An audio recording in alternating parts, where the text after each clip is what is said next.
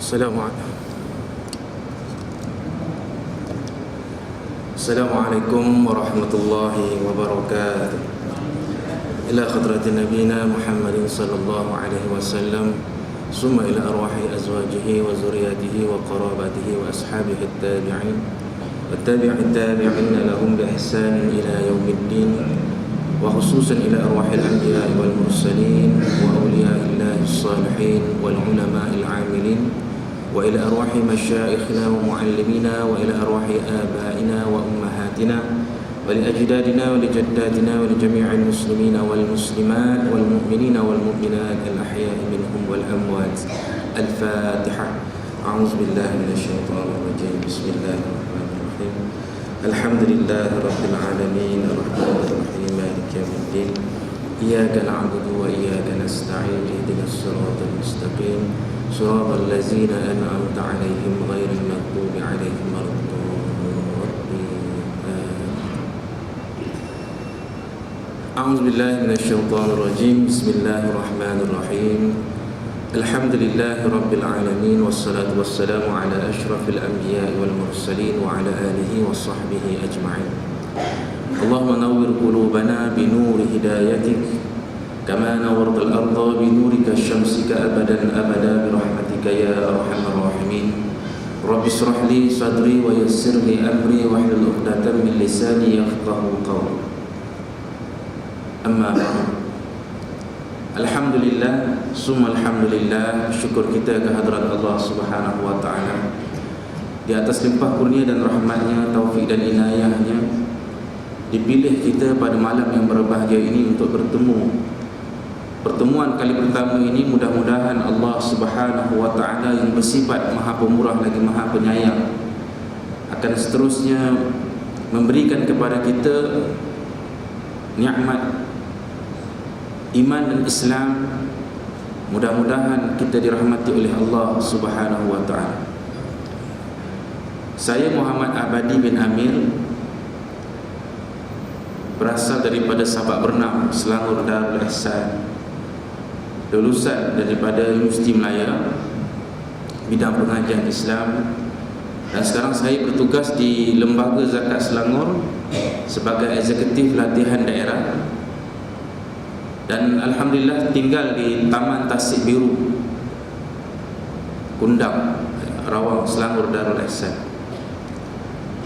Berpengalaman dalam kerjaya ini alhamdulillah 7 tahun saya berkhidmat di Jabatan Agama Islam Selangor, daripada unit pengurusan masjid, kemudian ke bahagian nikah, cerai dan rujuk, yang dikurniakan oleh Sultan Selangor sebagai wali raja selama 7 tahun, dan alhamdulillah membantu masyarakat Selangor ini, rakyat Selangor ini, dalam khususnya masjid-masjid, surau-surau di daerah Petaling, termasuklah masjid ini.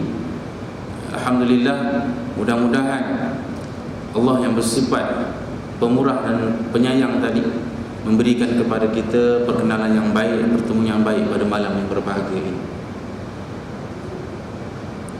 Tuan-tuan dan puan-puan, hadirin hadirat yang dirahmati Allah Subhanahu wa taala. Firman Allah Subhanahu wa taala di dalam Al-Quran surah Az-Zumar ayat 53, A'udzubillahi minasyaitonir rajim. Qul ya ibadiyalladzina asrafu la taqnatu min rahmatillah, innallaha yaghfiru dzunuba jami'a, innallaha ghafurur rahim. Yang bermaksud, katakanlah wahai hamba-hambaku yang melampaui batas, janganlah kamu putus asa daripada rahmat Allah Subhanahu wa taala, kerana Allah Subhanahu wa taala mengampunkan keseluruhan dosa kamu. Sesungguhnya Allah itu Maha Pengampun lagi Maha Penyayang. Ayat ini tuan-tuan sebagai mukadimah kita pada malam yang berbahagia ini. Orang-orang ataupun manusia yang melampaui batasan Allah Subhanahu wa taala dengan melakukan dosa dan maksiat kepada Allah. Dalam arti kata, dosa-dosa yang dilakukan sama ada dosa yang melibatkan anggota tubuh badan yang zahir, yang biasa kita tahu, ataupun juga dosa-dosa yang melibatkan anggota batiniahnya. Tuan-tuan dan puan-puan, hari ini kalau kita buka di dada-dada akhbar, di dalam internet, berita-berita yang banyak mengenai manusia-manusia yang melampaui batas-batas Allah Subhanahu wa taala. Manusia-manusia yang lupakan Allah Subhanahu wa taala, melepasi sepadan-sepadan Allah, halal dan haram dilanggar, dosa dan pahala dilanggarnya. Hingga kan mereka ini disebabkan beberapa perkara dan faktor, dorongan-dorongan nafsu contohnya, godaan syaitan contohnya, cintakan dunia contohnya. Mereka ini lupa kepada Allah Subhanahu wa taala, dan akhirnya mereka ini disebabkan banyak masalah, hutang keliling pinggang dan sebagainya contohnya, maka mereka ini akhirnya putus asa daripada rahmat Allah Subhanahu wa taala. Sebab itu kita lihat ramai mereka-mereka yang membunuh diri mereka sendiri, sedangkan Allah Subhanahu wa taala memerintahkan mereka itu jangan putus asa daripada rahmat Allah Subhanahu wa taala. Bukan sahaja mereka-mereka yang tidak beragama Islam ini orang kafir, tetapi juga termasuklah umat Islam sendiri yang telah putus asa daripada rahmat Allah Subhanahu wa taala. Mereka jauh daripada rahmat Allah kerana apa? Kerana mereka ini menzalimi diri mereka sendiri. Dalam arti kata menzalimi diri mereka sendiri ini, apabila seseorang manusia itu, seseorang muslim itu berbuat dosa kepada Allah Subhanahu wa taala, maka mereka ini menzalimi diri mereka sendiri. Mereka menjatuhkan diri mereka dalam azab Allah Subhanahu wa taala. Mereka sendiri memasukkan diri mereka ke dalam kemurkaan Allah Subhanahu wa taala. Tuan-tuan dan puan-puan, hadirin hadirat yang dirahmati Allah Subhanahu wa taala, banyak di antara kita ini tuan-tuan telah lupakan Allah Subhanahu wa taala disebabkan terlalu mengikut hawa nafsu. Telah lupakan Allah Subhanahu wa taala disebabkan kita jauh daripada rahmat Allah Subhanahu wa taala. Sebab itulah perkara yang penting ialah mendapatkan ilmu pengetahuan, yang mana ilmu ini sangat penting, kerana dengan ilmu inilah akan menerangi hati seseorang, jiwa seseorang kepada rahmat Allah Subhanahu wa taala, mengetahui tentang bagaimana Allah Subhanahu wa taala itu terlalu luas jalan-jalan keluar daripada pelbagai masalah yang kita hadapi. Sebab itu tuan-tuan, Nabi SAW berpesan kepada kita agar sentiasa ingat kepada Allah Subhanahu wa taala, agar sentiasa melaksanakan segala suruhan Allah, meninggalkan segala larangan-larangan Allah. Kerana itu, marilah sama-sama bila mana disebutkan mengingati Allah Subhanahu wa taala, kita memperbanyakkan di lidah kita ingat kepada Allah Subhanahu wa taala, agar hati kita itu diterangi oleh cahaya-cahaya yang boleh menerangi, menunjukkan kepada kita perkara yang halal dan haram, boleh membezakan perkara yang haram dan perkara yang halal, boleh membezakan apa perkara yang dimurkai oleh Allah Subhanahu wa taala dan perkara-perkara yang diredai oleh Allah Subhanahu wa taala. Kerana itu, kita tuan-tuan hari ini bukan sahaja melupakan Allah, tetapi kita melupakan Nabi kita, Nabi Muhammad sallallahu alaihi wasallam. Kita lupakan Nabi kita, hingga kan segala sunnah Nabi kita, sama ada sunnah yang zahir ataupun sunnah yang batin, kita lupakan. Kalau Nabi kita setiap hari, setiap saat ingat kepada Allah Subhanahu wa taala, maka kita haruslah, sewajarnya lah kita mengingati Allah Subhanahu wa ta'ala. Kerana ingat kepada Allah Subhanahu wa ta'ala ini menyebabkan sebagai asbab untuk kita jauh daripada kemurkaan Allah, menzalimi diri kita sendiri. Seterusnya, apabila kita jauh daripada kemurkaan Allah, kita masuk ke dalam rahmat Allah, maka mudah-mudahan Allah Subhanahu wa ta'ala ingat kepada kita.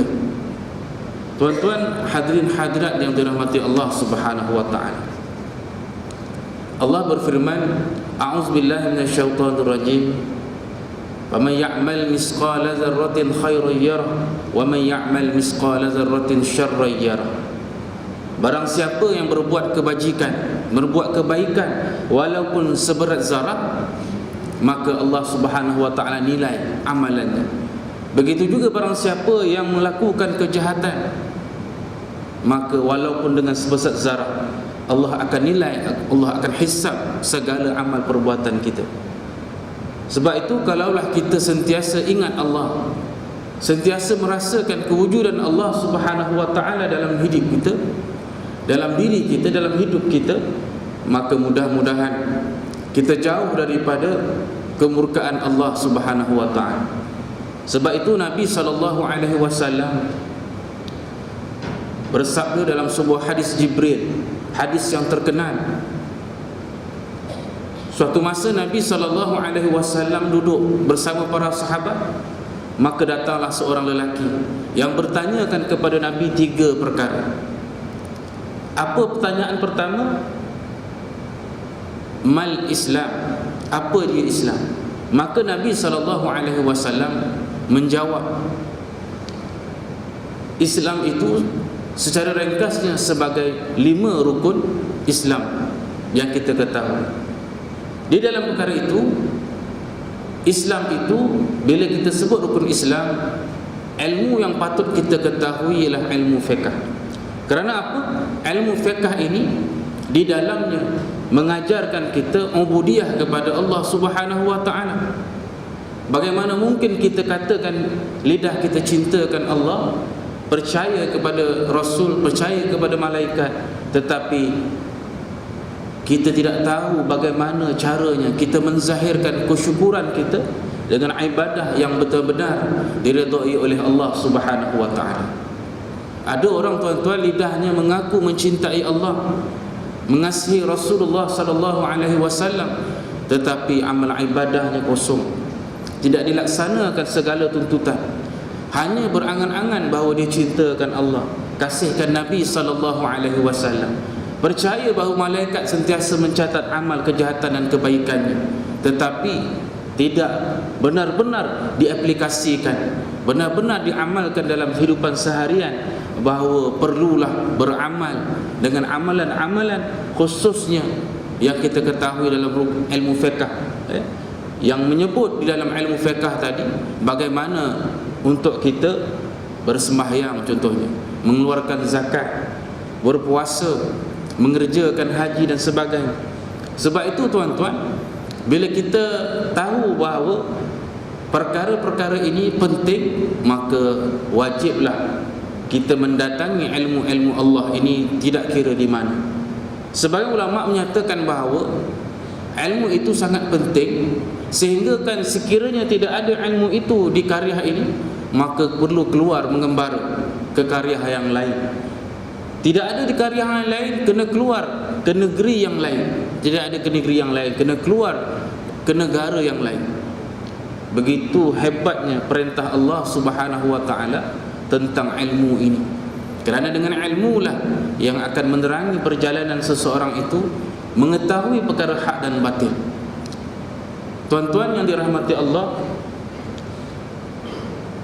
selepas itu Nabi SAW ditanyakan, wamal iman, dan apakah iman? Maka Nabi menjawab ringkasnya dengan rukun iman yang 6. Sebab itu ilmu tauhid itu sangat penting untuk kita kenal Allah Subhanahu wa ta'ala, kenal para malaikatnya, kenal kitab-kitab yang diturunkan kepada rasul-rasul, kenal rasul-rasul yang wajib kita ketahui, yakin adanya hari kiamat, dan tahu qada dan qadar Allah Subhanahu wa taala. Dengan itu tuan-tuan, bila kita kenal Allah Subhanahu wa taala, maka kita akan takut kepada Allah Subhanahu wa taala. Kita akan menjauhi perkara-perkara yang diharamkan oleh Allah. Kita akan pergi mencari perkara-perkara yang Allah Subhanahu wa taala redha. Dan Nabi sallallahu alaihi wasallam akhirnya ditanya, "Wa mal ihsan?" Maka Nabi sallallahu alaihi wasallam menjawab, "Al-ihsan an ta'budallaha ka'annaka tarahu, fa in lam takun tarahu fa innahu yaraka." Ihsan itu anda ubudiyah, beribadah kepada Allah Subhanahu wa taala seolah-olah merasakan Allah melihat anda.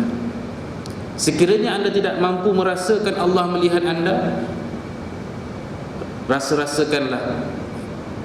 Fa in lam takun tarahu fa innahu yaraka. Sebab itu tuan-tuan, ihsan inilah yang menjadi ilmu yang sekarang ini disebut ilmu tasawuf. Ilmu yang mengenalkan kita bagaimana kedudukan hati di sisi Allah Subhanahu wa taala. Perkara-perkara yang boleh menyebabkan hati mati, perkara-perkara yang menyebabkan hati hidup dan sebagainya. Dan ketiga-tiga ilmu ini menjadi rukun, menjadi satu perkara yang sangat penting dipelajari. Kerana tanpa salah satu ilmu, tidak mungkin kita dapat beramal ibadah, sesuatu ibadah itu dengan ibadah yang benar-benar ikhlas kepada Allah Subhanahu wa taala. Tanpa kenal ilmu tauhid, tidak akan kenal Allah Subhanahu wa taala. Tanpa kita mempelajari ilmu fiqh, tidak akan tahu cara beribadah kepada Allah. Tanpa mempelajari ilmu tasawuf, mana mungkin kita mendapat khusyuk, hadir hati kita di hadapan Allah ketika kita melaksanakan satu-satu ibadah. Bayangkan tuan-tuan, kita berzakat, mengeluarkan zakat jumlah yang banyak, tetapi hati kita sangat riak dan takbur dengan sebab banyaknya zakat yang kita keluarkan. Sebab itu tuan-tuan, ilmu tasawuf itu sangat penting. Namun tuan-tuan, bila dipelajari lebih mendalam, seseorang yang mengeluarkan zakat contohnya, maka disiarkan di dalam televisyen, disiarkan di dada-dada akhbar, bagaimana pula hukumnya? Kalaulah orang yang biasa disebutkan ini takbur ni, ini menunjuk-nunjuk. Sedangkan hati orang yang mengeluarkan zakat tadi, dia berniat agar amal perbuatannya tadi diikuti oleh orang ramai, maka sebenarnya ia juga termasuk dalam kalangan orang-orang yang ikhlas. Kerana apa? Adalu ala khair kafa'il. Orang yang menunjukkan sesuatu kebaikan lalu diikuti oleh orang ramai, maka dia mendapat pahala sama kebajikan yang dilakukan oleh orang ramai tadi, dapat pahala kepada mereka ataupun orang yang mula-mula menunjukkan kebaikan tadi. Tuan-tuan dan puan-puan, sebab itulah pentingnya kita mempelajari tiga rukun agama ini ataupun tiga ilmu fardu ain ini, agar kita boleh mengenal pasti perkara-perkara yang mungkin cacat cela dalam jiwa kita, dalam hidupan seharian kita. Ada orang tuan-tuan tidak tahu bahawa dia hidup dalam menyemutukan Allah Subhanahu wa taala. Sembahyang 5 waktu sama macam kita, tunaikan zakat, berpuasa di bulan Ramadan, menunaikan haji, bukan sekali tuan-tuan, lebih 3 kali. Tapi dalam masa yang sama, dia menyemutukan Allah Subhanahu wa taala dia sendiri tidak sedar. Kenapa tuan-tuan? Kerana sebenarnya dia menyemutukan Allah, dia tidak sedar kerana dia tidak ada ilmu. Apa yang saya katakan menyemutukan Allah? Contohnya, dia masih bertangkal azimat. Ini bahaya. Sebab tu dalam masyarakat, saya berpengalaman, bukan sahaja tidak kira apa kedudukan taraf sosial seseorang, sama ada dia kaya ke, dia miskin ke, bila dia jahil kepada Allah Subhanahu wa taala, tentunya dia mensyirikkan Allah, dia tidak sedar. pergi melawat ke rumah asnaf fakir miskin, masuk rumah saja dah ada tangkal atas pintu. Pergi berziarah kawan-kawan yang berada, masuk di rumah saja telah ada tangkal di atas pintu. Maka inilah yang disebut kita menyekutukan Allah dalam keadaan kita tidak sedar. Tuan-tuan perlu ketahui bahawa tangkal azimat itu ialah apabila kita bergantung kepadanya selain daripada Allah Subhanahu wa ta'ala. Walaupun kadang-kadang dia berbentuk tulisan Al-Quran, diletakkan di atas pintu, sehingga kan kalaulah tidak ada tulisan tadi, dia rasakan tidak selamat pada dirinya. Sedangkan yang sepatutnya kita bergantung harap dengan Allah Subhanahu wa ta'ala. Tuan-tuan perlu tahu bahawa apabila seseorang itu melakukan syirik kepada Allah Subhanahu wa ta'ala, jiwanya dipenuhi dengan najis. Sebab itu disebut innamal musyrikuna najasun. Nabi SAW bersabda, innamal musyrikuna najasun. Sesungguhnya orang-orang yang mensyirikkan Allah itu najis. Maksudnya apa? Akidahnya itu najis. Bila akidah najis, maka perlu dibersihkan, disucikan dengan membetulkan akidah kita, dengan bertaubat bersungguh-sungguh kepada Allah Subhanahu wa ta'ala, dengan memperbanyakkan ingatan kepada Allah, seperti mana ayat yang saya bacakan sebelum dimula ceramah tadi. Janganlah kamu berputus asa daripada rahmat Allah Subhanahu wa ta'ala. Kerana orang yang berputus asa daripada rahmat Allah, dia tidak akan bermotivasi untuk hidup kembali. Hadirin dan hadirat yang dirahmati Allah Subhanahu wa ta'ala, bila kita menyebut tentang rukun Islam tadi, ada di sana ibadah sembahyang. Yang mana ibadah sembahyang ini, bila kita ketahui dalam istilahnya, sembahyang ini ad-du'a bi khair. Sembahyang ini disebut permohonan ataupun doa untuk kebaikan. Ini menerusi ayat yang Allah Subhanahu wa ta'ala firmankan, sebagaimana firman Allah Subhanahu wa ta'ala,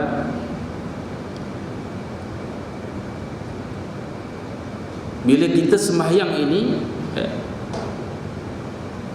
orang-orang yang bersembahyang maka dia ada hubungan dengan Allah Subhanahu wa ta'ala. Bermaksud kita bersembahyang ini, kita memohon kebaikan daripada Allah Subhanahu wa ta'ala.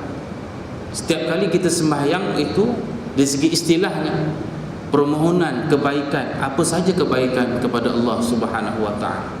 Walaupun kita tidak sebut secara khusus, tetapi Allah Ta'ala tahu orang yang bersembahyang ini, dia memohon banyak kebaikan daripada Allah Subhanahu wa ta'ala. Kalau dari segi istilahnya, dari segi syaraknya, sembahyang itu aqwalun wa af'alun muftatihatun bitakbir wa muhtatimatun bitaslim bi syurutin mahsusatin. Ataupun ada sebagian ulama menambah ghaliban sebelum bisyurutin mahsusatin. Maksudnya apa? Sembahyang itu perkataan, perbuatan yang dimulai dengan takbiratul ihram dan disudahi dengan salam, dengan syarat-syarat tertentu. Kita tahu bahawa sembahyang kita itu perlu dilakukan dengan terbaik. Sembahyang seseorang yang tidak khusyuk kepada Allah Subhanahu wa ta'ala, tentulah kualitinya, tentulah mutunya kurang daripada orang yang bersembahyang khusyuk kepada Allah Subhanahu wa ta'ala. Sebab itulah tuan-tuan, ilmu tasawuf itu sangat penting. Ilmu tasawuf itulah yang akan membantu kita menghadirkan hati di hadapan Allah Subhanahu wa ta'ala bila kita beramal ibadah.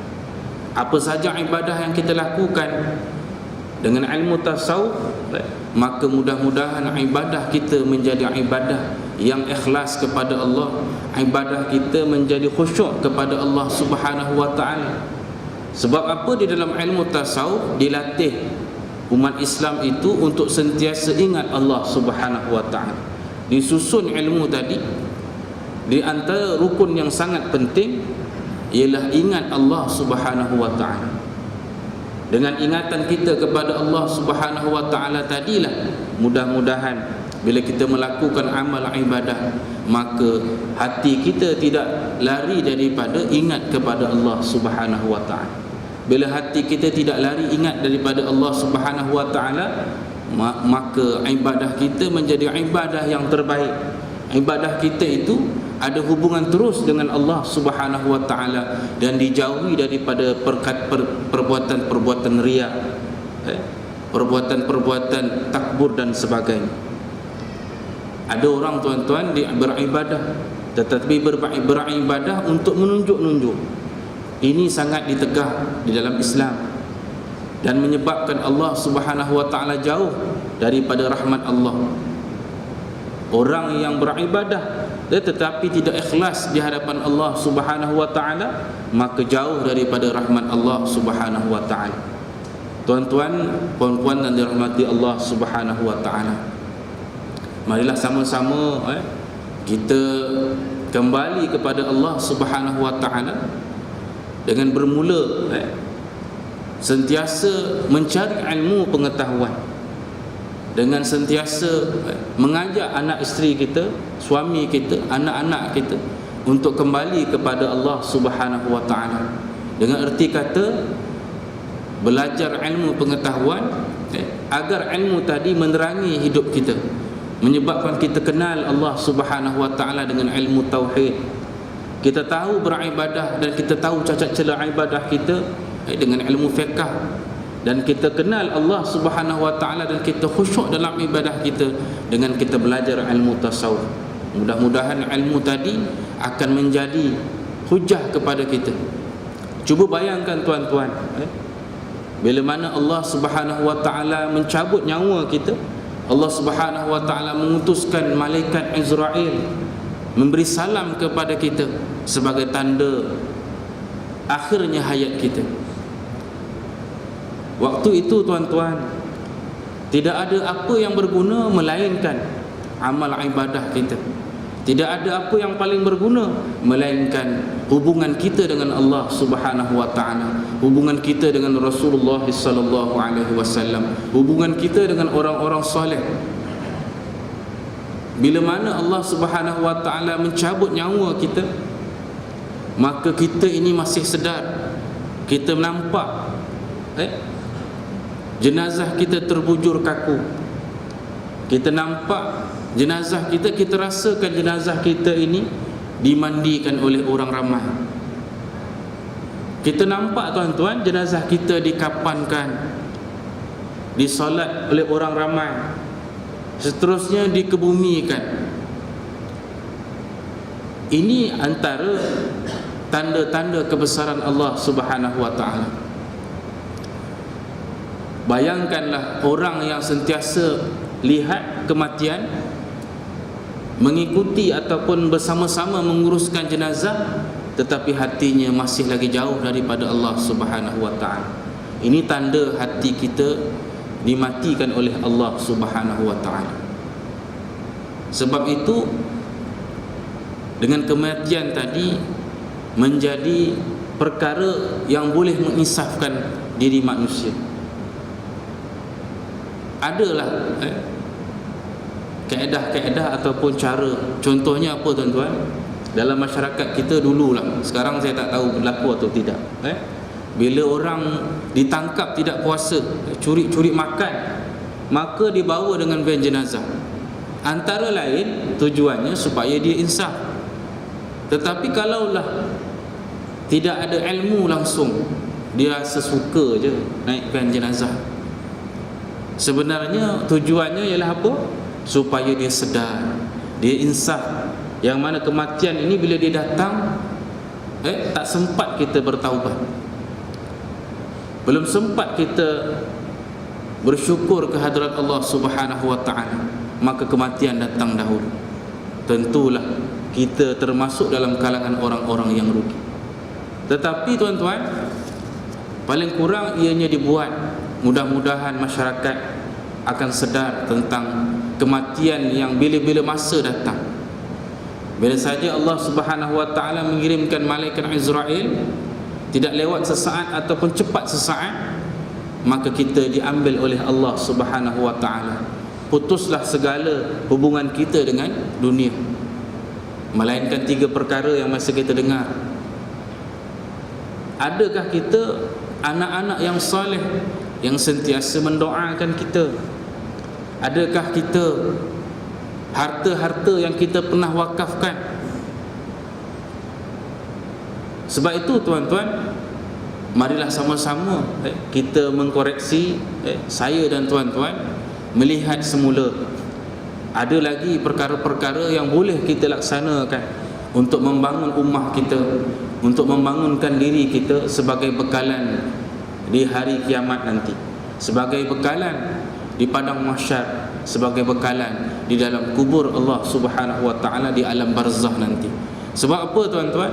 Di dalam alam barzah nanti Allah Subhanahu wa taala berikan petunjuk. Orang yang disiksa oleh Allah Subhanahu wa taala tentulah tempatnya di dalam neraka Allah. Dan orang yang diberikan pelbagai nikmat di dalam alam barzah tentulah sebagai petunjuk tempatnya di syurga Allah Subhanahu wa taala. Baru-baru ini tuan-tuan, ada banyak kisah bagaimana menunjukkan benarnya siksa di dalam kubur. Kata saya di negara Arab, diterbitkan sebuah artikel kisah bagaimana seorang ayah yang tidak mahu, tidak berpuas hati tentang kematian anaknya, dimohon kepada pihak hakim untuk digali semula mayat anaknya yang mana telah dikebumikan lebih 3 jam.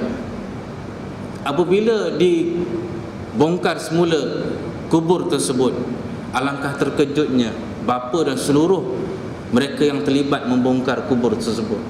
Mayat tersebut sangat dahsyat keadaannya, seolah-olah dipukul, seolah-olah dicucuk, bengkak sana bengkak sini, matanya pun dicucuk dan sebagainya.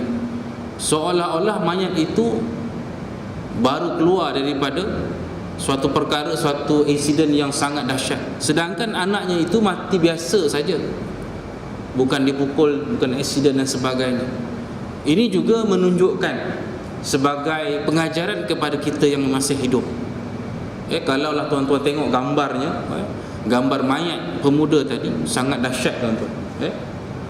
Ada tanda-tanda dipukul di seluruh anggota tubuhnya, matanya tadi dicucuk dan sebagainya. Na'udzubillah min zalik. Mudah-mudahan Allah Subhanahu wa taala berikan kita pelbagai nikmat dan kurnia. Mudah-mudahan Allah Subhanahu wa taala jauhkan kita dari cuba-cuba melakukan dosa dan maksiat kepada Allah Subhanahu wa taala. Ada orang tuan-tuan baru sekali dia buat dosa ditangkap. Banyaklah kisah-kisah baru sekali keluar menginap di hotel ditangkap.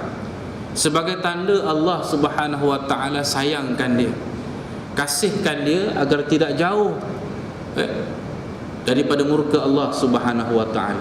Ada kisah tuan-tuan di Kelang, yang mana pelajar tahfiz ni, lelaki dan perempuan, di bandar Kelang tu, kalau hari Sabtu waktu mereka ini keluar ke bandar membeli peralatan, membeli makanan dan sebagainya. Mula-mula keluarlah 2 kumpulan besar, satu kumpulan lelaki, satu kumpulan perempuan, dan balik ikut masanya. Lama-lama kumpulan tadi menjadi kecil dan bertambah kecil. Akhirnya tuan-tuan, selepas tambah kecil, akhirnya jadi berdua, seorang lelaki, seorang perempuan. Bila mana waktunya dah tamat, 6.30 tak boleh masuk dah, kena tangkap. Maka mereka ini cuba tidur di hotel, tetapi ditempah 2 bilik berasingan, satu bilik lelaki, satu bilik perempuan. Ini berlanjutan berbulan-bulan. Dan akhirnya tuan-tuan, syaitan ini yang sangat hebat, pujuk rayunya. Kita berhenti sekejap.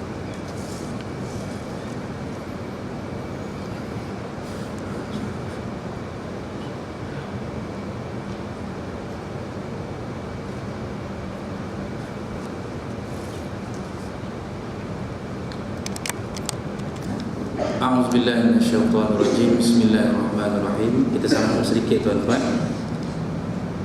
Dan akhirnya tuan-tuan, syaitan ini sangat pandai dia punya bisikan dia. Suatu masa bila dia nak tempah hotel, semua hotel penuh, maka mereka ini terpaksalah menempah hotel bersama, dan akhirnya berlakulah perzinaan, yang mana memanglah itulah tujuan syaitan, menggoda manusia untuk jauh daripada rahmat Allah Subhanahu wa taala. Ini tuan-tuan orang yang belajar menghafaz Al-Quran, yang lelakinya dah nak dekat 30 juzuk dah, perempuannya masih lagi 12 juzuk. Pun syaitan berjaya. Sebab apa? Dihantarnya mungkin general, kalah mereka. Sebab itu tuan-tuan, dalam perjalanan kita menuju keredaan Allah Subhanahu wa taala ini, kalaulah kita tidak dibekalkan oleh Allah Subhanahu wa taala senjata-senjata, senjata-senjata yang boleh menggagalkan rancangan syaitan, yang menggagalkan nafsu kita, tentulah kita kalah. Kerana apa? Allah Subhanahu wa taala sebutkan dalam Al-Quran, wa khuliqal insanu dha'ifa. Dan Allah, dan dijadikan manusia tadi dalam keadaan yang sangat lemah. Dalam erti kata tuan-tuan, bukan saja fizikal kita ini lemah, bukan saja akal fikiran kita ini lemah, bukan tubuh kita ini saja lemah, tetapi bagaimana lemahnya kita, iman kita juga turut lemah senipis bawang. Kalaulah tidak diberikan senjata, ditinggalkan oleh Allah Subhanahu wa taala Al-Quran dan Sunnah, yang mana Nabi SAW titipkan kepada kita, tentulah bertambahlah lagi lemah diri kita ini. Sebab itu Nabi SAW bila menyebut tentang berbagai ujian di atas muka bumi ini, bermula daripada iblis laknatullah yang tidak mau sujud kepada Nabi Adam alaihissalam dan berdendam kepada kita, anak cucu Nabi Adam ini, maka mereka akan cuba menyebabkan kita jatuh, terjerumus ke jurang kemaksiatan, lalu dimasukkan ke dalam neraka Allah yang maha dahsyat siksaannya. Syaitan ini tuan-tuan, dia sangat kuat. Iblis ini sangat kuat bagi mereka-mereka yang lalai, bagi mereka-mereka yang sukakan maksiat, bagi mereka-mereka yang jauh daripada rahmat Allah Subhanahu wa taala. Cara untuk kita menyebabkan syaitan itu sangat-sangat lemah, tentulah perkara pertama ialah dengan sentiasa mengingati Allah Subhanahu wa taala. Kerana mengingati Allah Subhanahu wa taala tadi boleh menyebabkan hati kita hidup, hati kita sentiasa ingat pesanan-pesanan Allah, ingat firman-firman Allah, ingat titipan Nabi SAW. Kerana apa tuan-tuan? Setiap saat di dalam jiwa kita ini berlaku peperangan. Ibnu Athaillah Al-Iskandari pernah menyebutkan dalam hikam bagaimana setiap saat jiwa manusia itu berperang di antara perkara yang hak dan batil. Kalau kita nak dengar kuliah contohnya, masa tu satu saat itu berlaku peperangan, nak duduk dengar ke nak balik? Kalaulah amal ibadah kita, jiwa kita, diri kita ini dipenuhi dengan amal ibadah yang banyak, ada ilmu pengetahuan yang baik, ingatan kita kepada Allah yang kuat, maka kita menang untuk menentukan satu saat tadi. Tetapi bagi mereka yang satu saat tadi tidak banyak amal ibadahnya, tidak banyak ilmunya, maka dia kalah menentukan sama ada mendengar kebaikan ataupun suka bersenang-senang. Ini tuan-tuan satu contoh. Dan semua amal ibadah kita setiap saat berlaku peperangan di dalam jiwa kita, menentukan hala tuju diri kita, sama ada yang baik ataupun yang buruk. Sebab itu tuan-tuan, Nabi SAW suruh kita ingat kepada Allah dengan ingatan yang banyak. Kerana Allah Subhanahu wa taala berfirman, wahai orang-orang yang beriman, hendaklah kamu ingat kepada Allah dengan ingatan yang banyak. Ya ayyuhallazina amanu zkurullaha dzikran katsira. Wahai orang yang beriman, hendaklah kamu ingat Allah dengan ingatan yang banyak. Banyaknya ingatan kita kepada Allah Subhanahu wa taala ni ada dua. Satu, jumlahnya 1,000, 2,000, 3,000. Cukup ke banyak tuan-tuan? Tidak banyak. Kalaulah kita bayangkan tuan-tuan, hidup kita ini sama macam umur Nabi SAW ataupun 80 tahun. Kalaulah kita beribadah kepada Allah, semayang kita 5 waktu tadi, 1 waktu 10 minit. Kalau 5 waktu 50 minit. Kita cubalah jadikan sembahyang kita itu semuanya tadi 5 waktu tadi 1 jam. Paling banyak kita beramal ibadah 7 tahun saja tuan-tuan. 2 tahun saja. 5 waktu tadi dikalikan jamnya, secara logiknya 2 tahun sahaja kita bersembahyang. Yang lebihnya tidur 18 jam. Kerja paling banyak, bekerja. Ini kalau kita guna matematik. Jadi bayangkan tuan-tuan, hidup kita ini dipenuhi dengan selain daripada ibadah-ibadah khusus. Sebab itu jadikanlah kehidupan kita ini semuanya ibadah kepada Allah. Dalam erti kata, wa ma khalaqtul jinna wal insa illa liya'budun. Dan tidak kami jadikan jin dan manusia melainkan untuk ubudiyah, untuk beribadah kepada aku. Maksudnya apa? Daripada kita bangun tidur sampai kita tidur, semuanya ibadah kepada Allah, bukan maksiat kepada Allah, tetapi ibadah. Dengan syarat kita niatkan segala amal ibadah kita tadi sebagai ibadah kepada Allah. Bermaksud apa tuan-tuan? Semua kehidupan kita itu pahala. Semua kehidupan kita itu merupakan ubudiyah kepada Allah. Semuanya ditujukan kepada Allah. Sekiranya tidak ada yang ditujukan kepada Allah, kita jadikan ianya ditujukan kepada Allah Subhanahu wa taala. Jangan biarkan hidup kita ini berlalu tidur kosong. Jadikan tidur kita niatkan, ya Allah, tidur ini untuk merehatkan aku, supaya esoknya aku kembali menjadi singa yang berjuang di jalan Engkau, bekerja mencari rezeki untuk anak bini, bangun untuk ummah, bekerja untuk ummah. Apa sahaja pekerjaan kita, walaupun kerja yang paling kecil, hatta penyapu sampah pun, mereka ini juga pekerjaan yang halal. Dan jauhkan daripada perkara-perkara yang maksiat kepada Allah Subhanahu wa taala. Agar apa tuan-tuan? Agar seluruh kehidupan kita semuanya menuju kepada keredaan Allah Subhanahu wa taala. Dan perlu diketahui, disebabkan syaitan, disebabkan iblis tadi yang memusuhi kita sejak daripada zaman Adam, maka sentiasa mereka ini menggunakan tipu hela. Semuanya mereka buat duplikat, fotokopi. Dalam Islam tuan-tuan, amal-amal ibadah tadi iblis dah buat fotokopi. Ada ibadah yang betul-betul baik menjadi ibadah yang tiruan. Contohnya tadi, orang yang bersedekah di jalan Allah, bila iblis tiru dia, maka dia jadi takbur, dia jadi rasa hebat diri. Maka ini telah ditipu oleh iblis, menyebabkan ibadah kita kurang kualitinya, malahan ada yang ditolak oleh Allah Subhanahu wa taala. Begitu juga amal-amal ibadah yang lain, iblis dah sediakan berbagai perangkap-perangkap agar apa?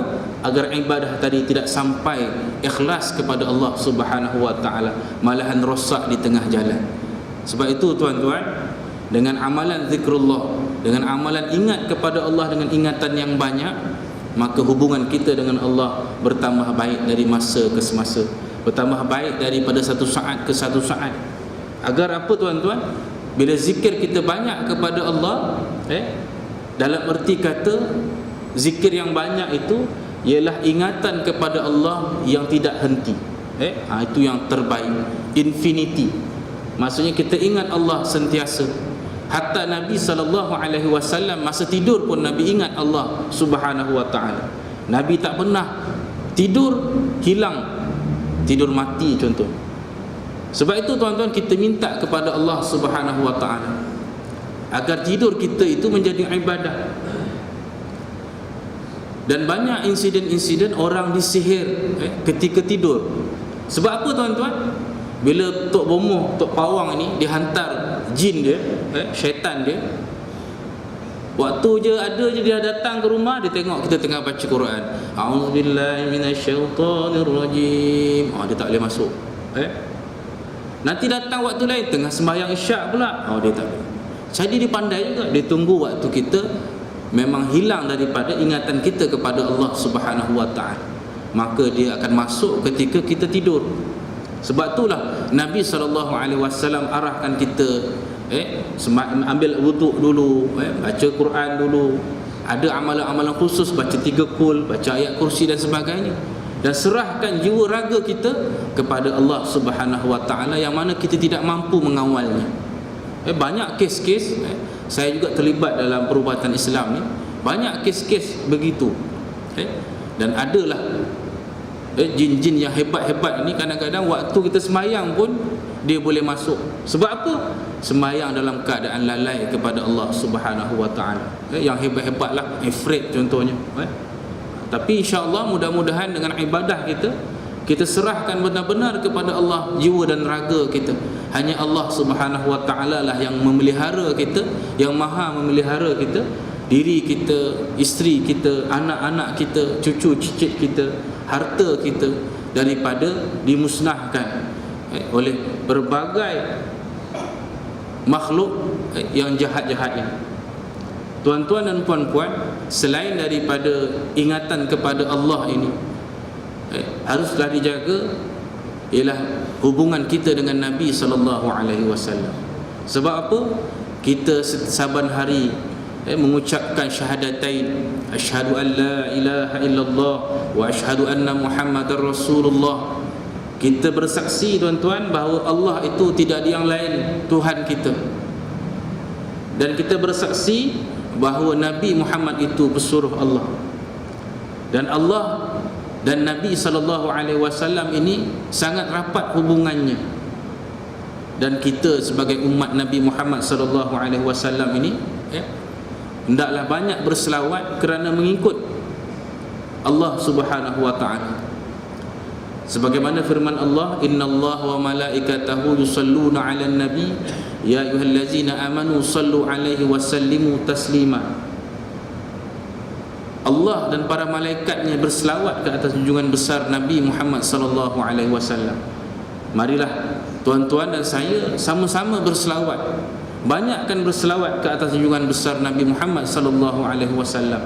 Mudah-mudahan hubungan kita dengan Nabi sangat rapat, hingga kan amal ibadah kita tadi pun kita tidak dapat beramal dengan baik melainkan melalui wasilah Nabi sallallahu alaihi wasallam. Hadis-hadisnya yang mana sampai berantaian sampai kepada kita sampai sekarang. Bolehlah kita bersemayang, tak kiralah contohnya sabda Nabi sallallahu alaihi wasallam, sallu kama raaitumuni usalli. Sembahyanglah kamu sebagaimana kamu melihat aku sembahyang. Kita pernah jumpa Nabi tuan-tuan? Kita tak pernah jumpa Nabi. Kita tidak pernah melihat Nabi sallallahu alaihi wasallam bersembahyang. Tapi hadis ini ulama-ulama mengatakan bahawa sembahyanglah kamu sebagaimana kamu melihat Nabi sallallahu alaihi wasallam, sahabatnya, tabi'in, tabi'in, sampailah ulama yang menyampaikan kepada kita. Itulah yang ada kita tengok dalam mazhab Syafi'i, Hanafi, Maliki, Hambali dan sebagainya. Itulah dikatakan mazhab-mazhab ini sebagai melihat Nabi SAW. Kerana apa? Mereka ini orang yang arif dalam bidang fiqh. Mereka tahu cara-cara mengeluarkan hukum. Hatta ahli-ahli hadis, contohnya Abu Hurairah dan sebagainya, ahli-ahli hadis yang ada, yang meriwayatkan hadis, Muslim contohnya, Bukhari contohnya, mereka ini sendiri menyatakan bahawa kami ini hanya menyediakan ubat. Serahlah pada ahli fiqh. Maksudnya apa? Seperti Syafi'i, Maliki, Hambali, Hanafi. Mereka ini sebagai doktor. Hatta Bukhari dan Muslim pun kata begitu. Maksudnya apa? Walaupun mereka tahu hadis-hadis ini, tahu hukum dalam hadis ini, tapi untuk kepakaran dalam menjadikan sembahyang kita sempurna tadi ialah ahli-ahli fiqh, pakar-pakar dalam bidang fiqh, iaitu Imam Syafi'i, Imam Maliki, Imam Hambali, Imam Hanafi. Mereka ini pakar. Sebab tu yang kita mana sekarang ni kita dapat daripada Imam Syafi'i contohnya, maka kita gunakanlah ilmu sembahyang tadi sebagaimana yang disebut dalam hadis tadi, supaya sembahyang kita menjadi sembahyang yang benar, betul. Sembahyang kita tenang, kita yakin bahawa sembahyang kita sembahyang yang terbaik. Tapi hendaklah sentiasa diulang-ulang, sentiasa dilihat kembali ada kecacatannya. Kadang-kadang sembahyang sujudnya pun tak sempurna. Kakinya terangkat tuan-tuan, sujud. Tidak cukup rukun sujud. Kalau ghaliban ni, biasanya orang-orang sihat macam kita cukup sempurna panca indera ni, semua anggota cukup, maka rukun sujud itu perlu cukup. Jadi dua kaki tadi hendaklah berada di dasar, di bumi, tidak boleh terangkat. Kalau yang tak biasa ni, bukan ghalib ni, orang cacat, itu bolehlah. Dia tak biasa, luar biasa, kaki tak ada, jadi tak adalah. Tapi kalau kita pastikan sembahyang kita benar-benar sama macam Nabi SAW melalui mazhab-mazhab yang ada ini. Jadi janganlah ada pandangan tanpa mazhab. Kita boleh ambil terus daripada Al-Quran dan As-Sunnah. Kita siapa tuan-tuan? Bahasa Arab pun ditangkukang, nahwu sarafnya pun tak tahu, kaedah-kaedah fiqhiyah pun tak tahu dan sebagainya. Bagaimana kita nak ambil terus daripada Al-Quran dan As-Sunnah? Kita perlukan mereka-mereka yang pakar dalam fiqh, dalam perkara-perkara ibadah kita. Mudah-mudahan tuan-tuan secara sepintas lalu kita dah dapat kesimpulannya pada hari ini. Apabila kita dalam kehidupan kita, janganlah kita berputus asa daripada rahmat Allah Subhanahu Wa Taala yang begitu banyak, yang Allah Taala berikan kepada kita. Yang keduanya, hendaklah kita mempelajari 3 rukun ilmu, iaitu ilmu tauhid, ilmu fiqh dan ilmu tasawuf. Mudah-mudahan ibadah kita menjadi ibadah yang paling sempurna di sisi Allah. Yang ketiga, hendaklah kita ketahui musuh kita, iaitu iblis, syaitan dan jin jahat, jin kafir. Kelemahan mereka supaya kita boleh mengatasi mereka ini. Kena kenallah sejarah iblis ni, bagaimana, kenapa dia tak mau sujud kepada Nabi Adam alaihissalam, dan bagaimana permusuhannya dengan nabi-nabi yang lain.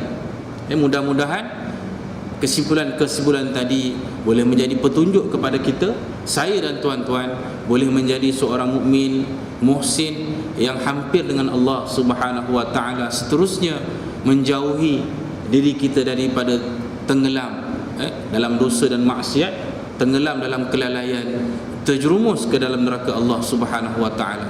Mudah-mudahan tuan-tuan, saya, anak isteri kita, Allah Subhanahu Wa Taala jadikan kita hampir sehampir-hampirnya dengan Allah Subhanahu Wa Taala, dengan jalan yang ada yang Allah Taala berikan melalui Nabi Muhammad sallallahu alaihi wasallam. Kita juga bermohon agar Allah Subhanahu Wa Taala tunjukkan kita jalan agamanya yang benar, jalan agamanya yang lurus, bukan tersesat, jauh, tersasar dan sebagainya. Kita juga mohon agar Allah Subhanahu Wa Taala jadikan hati kita ini jauh daripada ditutup daripada pelbagai tutupan, dihijab dari pelbagai hijab, hijab ilmu kita, hijab nafsu kita, berbagai hijab yang ada. Dan kita juga mohon agar Allah kurniakan kita rahmatnya yang melimpah ruah ke atas diri kita zahir dan batin. Dan kita mohon akhirnya agar Allah Subhanahu wa taala jadikan diri kita sentiasa ingat kepada Allah dengan ingatan yang kuat, dengan ingatan yang berkekalan, dengan ingatan yang banyak, agar jauh daripada kelalaian, agar jauh daripada kemurkaan Allah Subhanahu wa taala. Aqulu qawli hadza wa astaghfirullahal azim li wa lakum wa lisairil muslimina wal muslimat wal mu'minina wal mu'minat fastaghfiruh innahu wal ghafurur rahim. Assalamu alaikum warahmatullahi wabarakatuh.